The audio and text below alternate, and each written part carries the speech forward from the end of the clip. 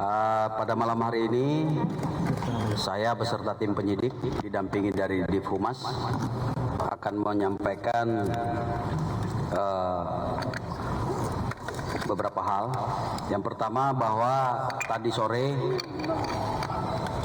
tim penyidik yang dipimpin langsung oleh Bapak Kabar Eskrim, kita telah melaksanakan gelar perkara terkait dua laporan polisi, yaitu laporan polisi yang pertama LP 368A 7 Romawi 2022 SPKT Polres Metro Jakarta Selatan tanggal 8 Juli 2022 tentang dugaan tindak pidana percobaan pembunuhan sebagaimana dimaksud dalam pasal 338 KUHP junto pasal 53 KUHP, di mana terkait laporan ini tempatnya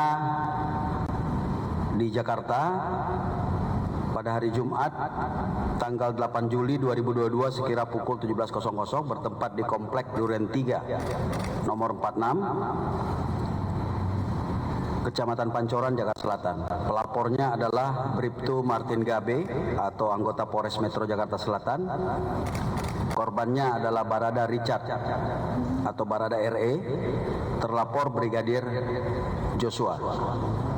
Kemudian laporan polisi yang kedua yaitu LPB 1630 7 Romawi 2022 SPKT Polres Metro Jakarta Selatan Polda Metro Jaya tanggal 9 Juli 2022 tentang kejahatan terhadap kesopanan dan atau perbuatan memaksa seseorang dengan kekerasan atau ancaman kekerasan dan atau kekerasan seksual sebagaimana dimaksud dalam pasal 289 KUHP dan atau pasal 335 KUHP dan atau pasal 4 junto pasal 6 Undang-Undang Republik Indonesia nomor 12 tahun 2022 tentang tindak pidana kekerasan seksual, di mana waktu kejadian diduga pada hari Jumat tanggal 8 Juli sekitar pukul 17.00 WIB bertempat sama Komplek Polri Duren 3 Kecamatan Pancoran Jaksel dengan pelapor Putri Chandrawati, korbannya juga sama, terlapornya adalah Nofriansa Joshua. Berdasarkan hasil gelar perkara tadi sore, kedua perkara ini kita hentikan penyidikannya karena tidak ditemukan peristiwa pidana. Ya, bukan merupakan peristiwa pidana sebagaimana rekan-rekan ketahui bahwa saat ini juga Bareskrim menangani LP atau laporan polisi terkait dugaan pembunuhan berencana dengan korban almarhum Brigadir Joshua. Oleh karena itu berdasarkan hasil gelar tadi saya sampaikan perkara ini dihentikan penanganannya. Demikian yang bisa saya sampaikan pada kesempatan malam hari ini. Ada pertanyaan?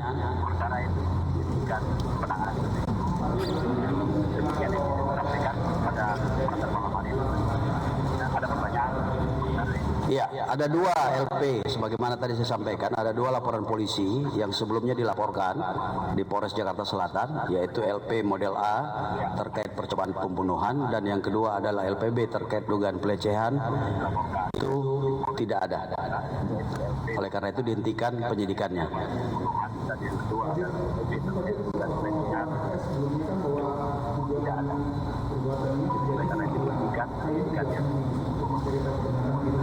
Enggak jelas.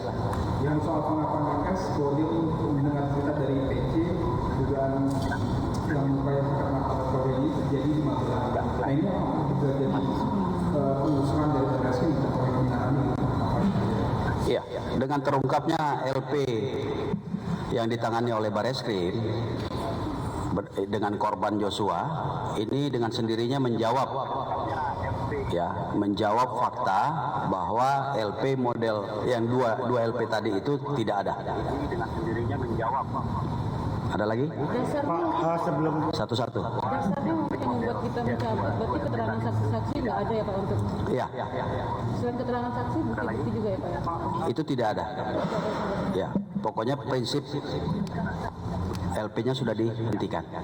Pak, kan sebelumnya Polda sudah menetapkan status itu masuk ke penyidikan Pak. Itu cara tanggapannya gimana dengan apa yang sudah dilakukan Barreskrim? Satu, kedua, apakah ada konsekuensi hukum bagi pelapor yang melaporkan ini sehingga dalam penyidikan tidak ditemukan ada dugaan ini? Baik rekan-rekan, saya jelaskan bahwa kita tahu bersama bahwa dua perkara ini sebelumnya statusnya sudah naik sidik, ya. Kemudian berjalan waktu, kasus yang dilaporkan dengan korban Brigadir Joshua terkait pembunuhan berencana ternyata ini menjawab 2 LP tersebut. Kita anggap bahwa 2 laporan polisi ini menjadi satu bagian masuk dalam kategori obstruction of justice. Ya, ini bagian daripada upaya untuk menghalang-halangi pengungkapan daripada kasus 340. Semua penyidik yang bertanggung jawab terhadap laporan polisi ini sebelumnya sedang dilakukan pemeriksaan khusus oleh Irsus. Untuk laporan yang ini Pak, dugaan pelecehan ini Pak, sama. Ada konsekuensi hukumnya bagi yang melaporkan, yang diketahuinya melapor? Ini kan sudah terjawab di LP yang 340, ya. 340. Kalau kita pun mengatakan ada motif terkait dengan kasus ini kan terjadinya di Magelang bukan di Duren 3. Oke, cukup ya. Terima kasih rekan-rekan. Tulisan lagi nggak Pak? Terima kasih ya teman-teman. Nanti.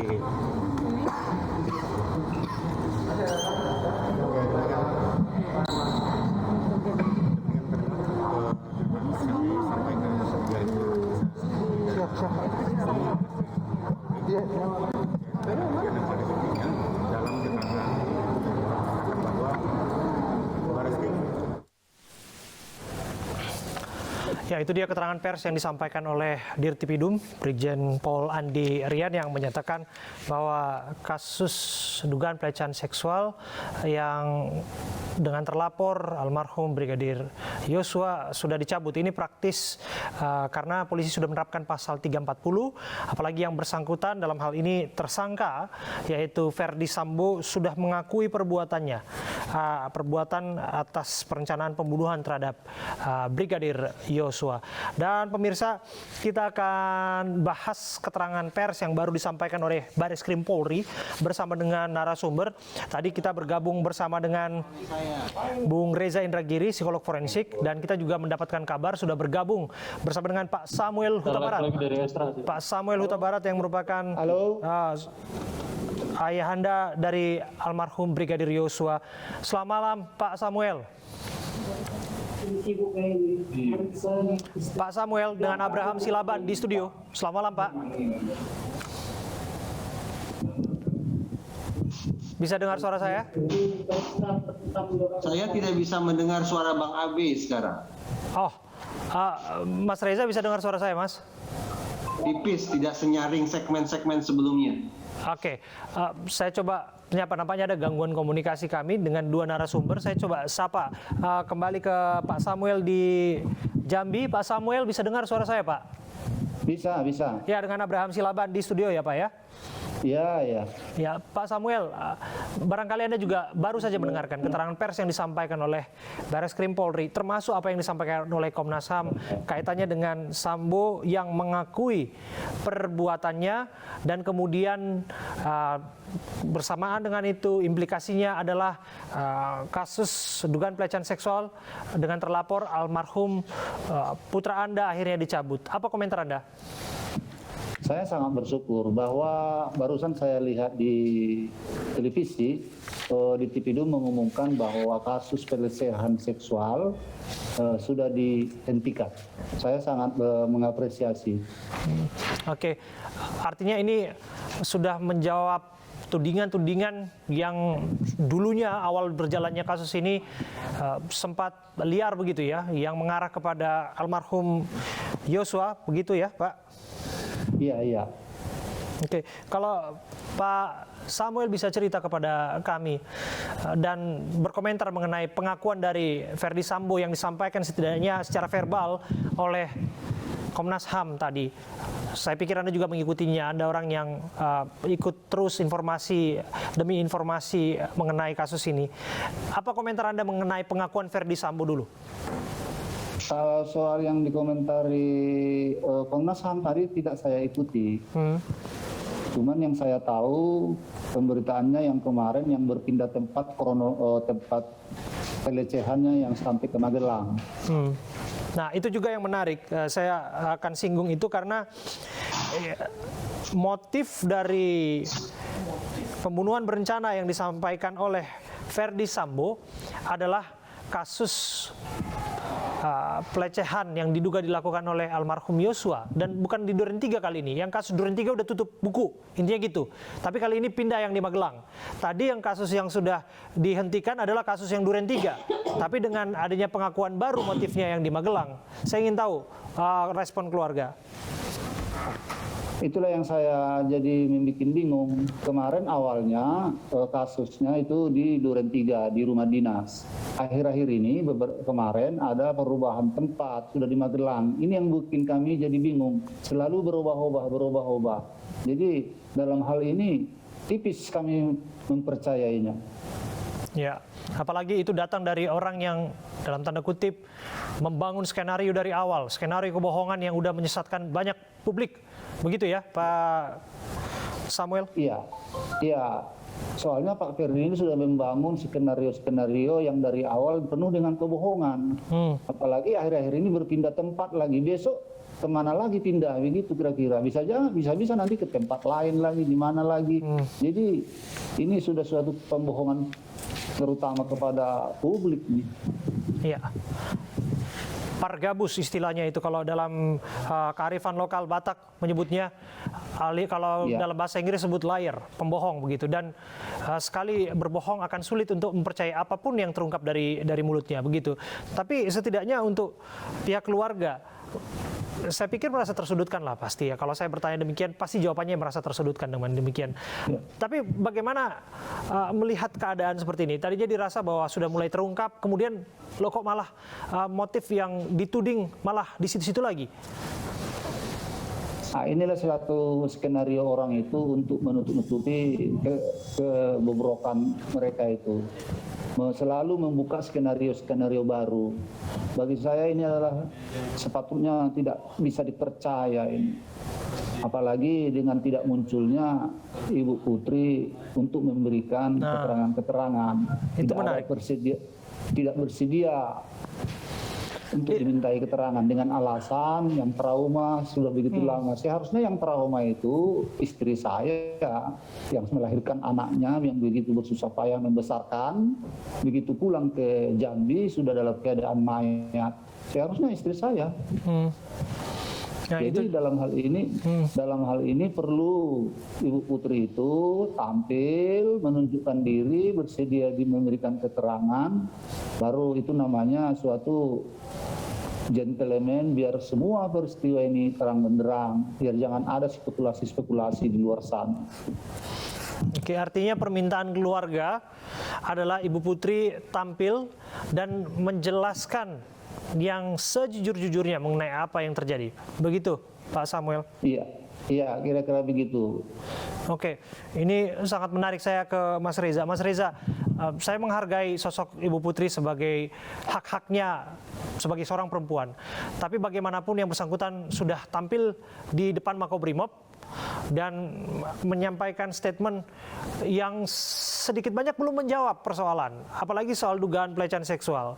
Apakah betul yang bersangkutan dilecehkan oleh almarhum Yosua? Ini penting untuk memulihkan martabat dan harkat almarhum, termasuk keluarga yang terlanjur dihakimi publik oleh spekulasi liar yang sudah dibangun dari awal oleh Verdi Sambo sendiri. Bagaimana Anda menilai sosok Bu Putri harus tampil depan publik? Seberapa penting?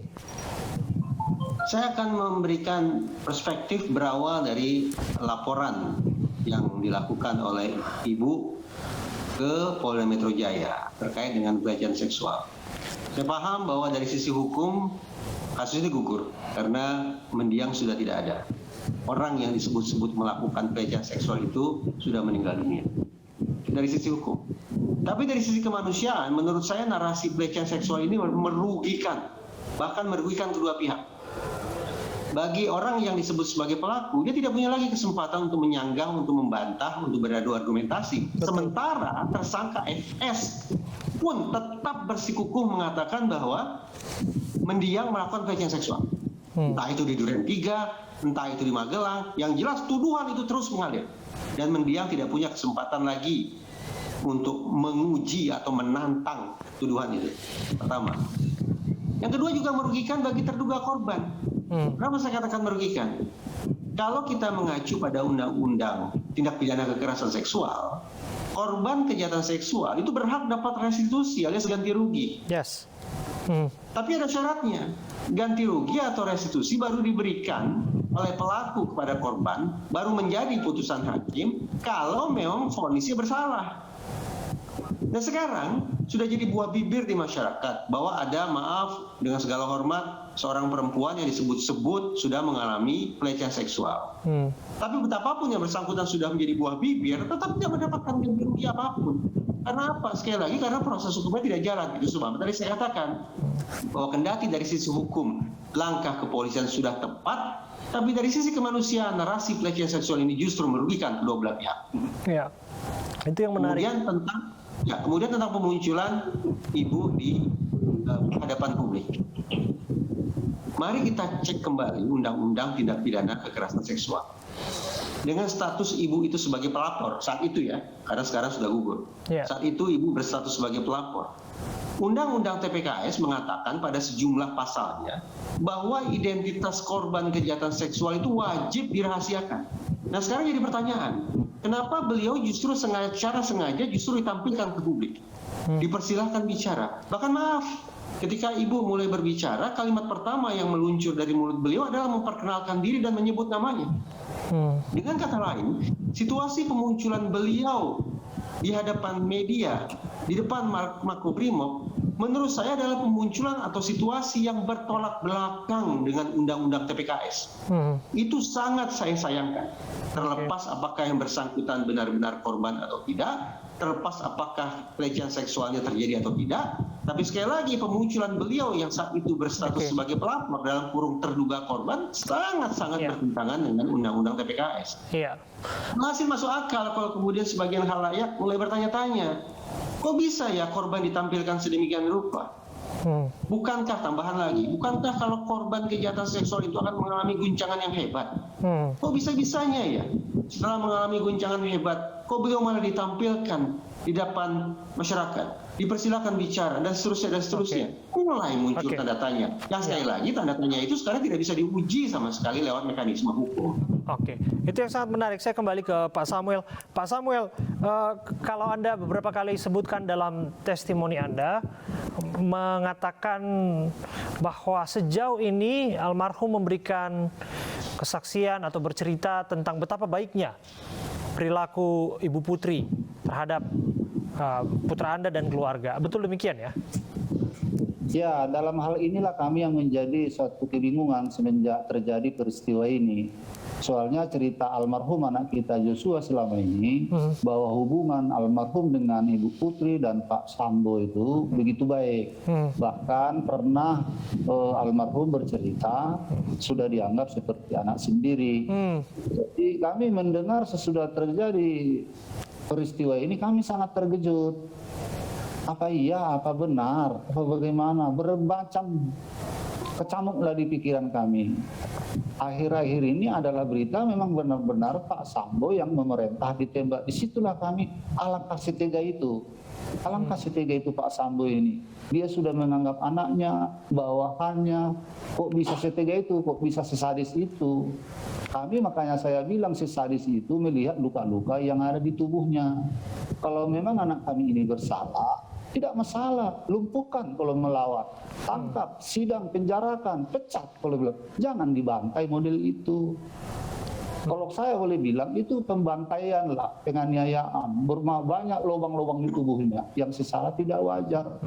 Itu makanya kami selalu menuntut keadilan. Ya, artinya sampai sejauh ini pun bahwa disebutkan itu semata-mata dalam ruang sempit penembakan saja, belum melibatkan bahwa ada unsur penyiksaan berdasarkan luka-luka yang ditemukan secara visual oleh keluarga dan kita menunggu hasil otopsi ulangnya. Artinya Pak Samuel masih meragukan apa yang disampaikan dalam bentuk keterangan dan lain sebagainya oleh otoritas yang berwenang? Ya biar lebih pasti apa masalah yang di tubuh anak kita ini luka-luka, ya kita bersabarlah hasil otopsi kedua ini. Kita bersabar, kiranya secepatnya hasil otopsi ini diumumkan ke publik. Selain bahwa masih meragukan skenario yang dibangun, apalagi mengenai dugaan pelecehan yang muncul tadi, ini yang dianggap mengganggu tadi ya oleh keluarga, kok muncul lagi kali ini di Magelang begitu. Setidaknya ini disampaikan oleh Pak Ferdi Sambo dalam pemeriksaannya oleh Bareskrim di Makobrimob kemarin. Ada hal lain nggak Pak Samuel yang dirasa mengganggu, dirasa mencurigakan dari keterangan-keterangan yang disampaikan? Yang sangat mengganggu kemarin itu keterangan Pak Ferdi Sambo yang kejadian di Magelang. Cuman itu yang saya rasa akhir-akhir ini berpindah tempat kejadiannya. Oke, pindah tempat ya kejadian dan motifnya sama, kali ini pindah tempat. Ya. Saya akan mengajak Pak Sugeng Teguh Santosa dari IPW bergabung bersama dengan kita. Pak Sugeng.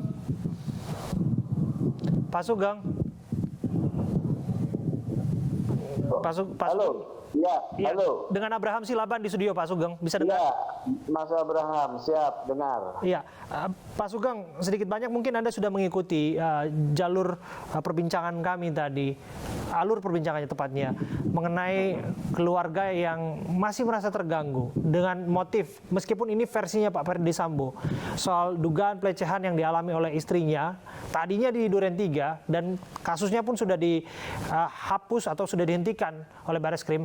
Namun yang di Magelang ini loh, ini tuduhan baru.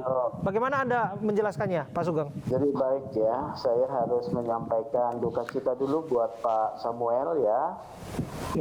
Turut duka cita secara langsung ini. Yang kedua Pak Samuel, berita gembira hari ini untuk keluarga sudah keluar, sudah muncul ya dari otoritas resmi yang menyatakan bahwa tindak pidana pelecehan itu tidak ada ya, bukannya tidak terbukti atau bukan karena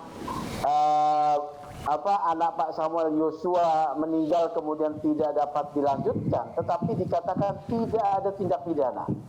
Kalau kita berangkat dari sana, maka Pak Samuel harus bergembira dengan dasar pertimbangan ini, sehingga terkait dengan alibi maupun keterangan dari Pak FS terkait peristiwa di Magelang itu menjadi tidak ada ya. Jadi Bapak harus tenang. Yang kedua, alibi Pak FS atau cerita Pak FS yang baru ini pun sebetulnya satu upaya yang lain, berbohong yang lain ya. Jadi Bapak tidak perlu khawatir. Karena keterangan ini apabila mau diperkuat harus dibuat dalam bentuk laporan baru dengan lokus deliktinya di Magelang ya. Ini kan tidak ada. Jadi semuanya tidak ada. Bapak harus percaya ini pada putusan Bareskrim yang menegaskan kebenaran itu sudah muncul untuk Bapak ya, keadilan itu sudah muncul untuk Bapak ya. Jadi saya mau sampaikan tidak perlu khawatir. Kembali kepada soal pernyataan Pak FS yang menyatakan bahwa karena ada satu peristiwa yang menimbulkan ia marah, kemudian emosi, yang karena memunculkan satu situasi terserangnya kehormatan keluarga, biar saja itu Pak FS yang menyampaikan ya, itu tidak akan menjadi sesuatu yang berpengaruh terhadap proses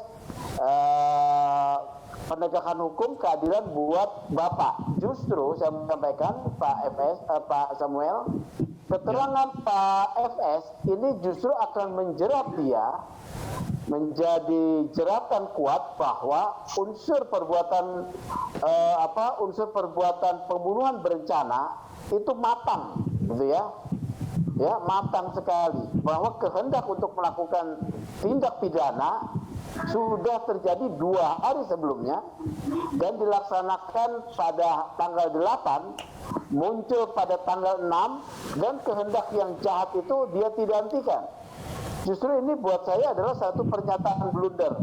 Persoalan motif ini adalah pernyataan blunder dari Pak FS ya. Entah apakah ini advokatnya bagaimana konsultasinya dengan advokat, tapi ketika disebutkan oleh Bareskrim itu sebagai satu motif, justru memperlemah pembelaan Pak MS nanti di pengadilan. Jadi buat Pak Samuel, percayalah bahwa Tuhan menyertai Bapak dan keluarga. Tuhan sudah memberikan keadilan ini untuk Bapak ya. Tinggal adalah kesedihan yang dalam yang harus bisa diatasi. Gitu.